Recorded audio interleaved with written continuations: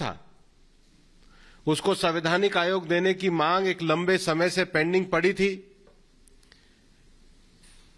UPA सरकार के 10 साल निकल गए, लेकिन उसको संवैधानिक आयोग का दर्जा नहीं दिया गया। माननीय प्रधानमंत्री जी के नेतृत्व में पिछड़े वर्ग आयोग को संवैधानिक आयोग का दर्जा दिया गया।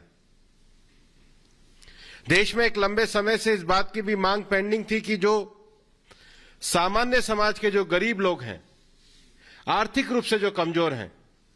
उनको भी संवैधानिक आरक्षण दिया जाए, और इस विषय को भी माननीय प्रधानमंत्री जी के नेतृत्व में 10% आरक्षण आर्थिक रूप से कमजोर सामान्य वर्ग के लोगों को दिया गया। भारत के संविधान में जो सामाजिक, आर्थिक और राजनीतिक न्याय की संकल्पना है, उसको पूरा करने का काम माननीय प्रधानमंत्री जी के नेतृत्व में किया गया, और इसीलिए मेडिकल कॉलेज में भी ओबीसी समाज के 27% और आर्थिक रूप से पिछड़े वर्ग के विद्यार्थियों के लिए भी 10% आरक्षण की बात की गई। और इस बात को कहते हुए भी संतोष होता है कि माननीय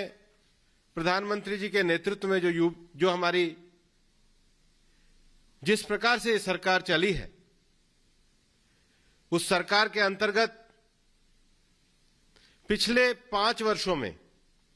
देश में 179 नए मेडिकल कॉलेज खुले। अब देश में 558, जिसमें 298 सरकारी और 269 प्राइवेट मेडिकल कॉलेज, और यूजी और पीजी के सीटों की संख्या में भी 56% के करीब, और पीजी की सीटों में तो 80% के करीब बढ़ोतरी की गई है। और कुछ ऐसे भी ऐतिहासिक निर्णय इस पूरे 5 साल में लिए गए जो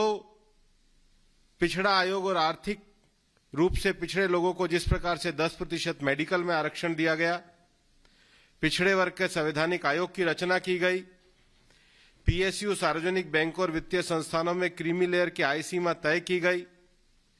घुमंतु और अर्ध घुमंतु जातियों के लिए जनवरी 2015 में एक राष्ट्रीय आयोग का गठन किया गया।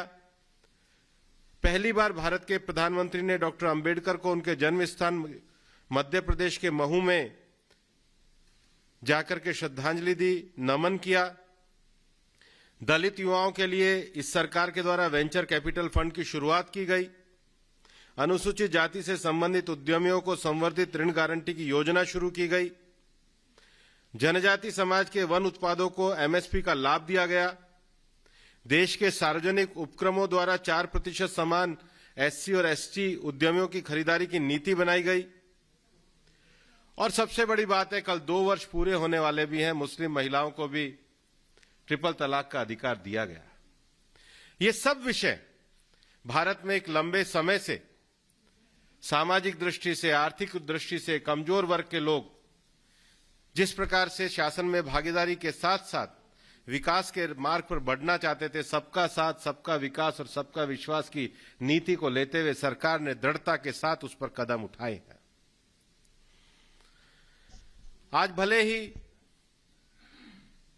कांग्रेस कुछ भी कहे,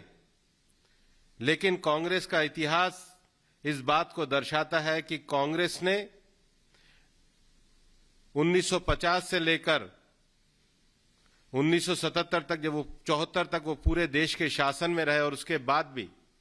पिछड़ा वर्ग आयोग को, चाहे काका कालेलकर की रिपोर्ट हो, चाहे मंडल आयोग की रिपोर्ट हो, उसको लागू नहीं किया।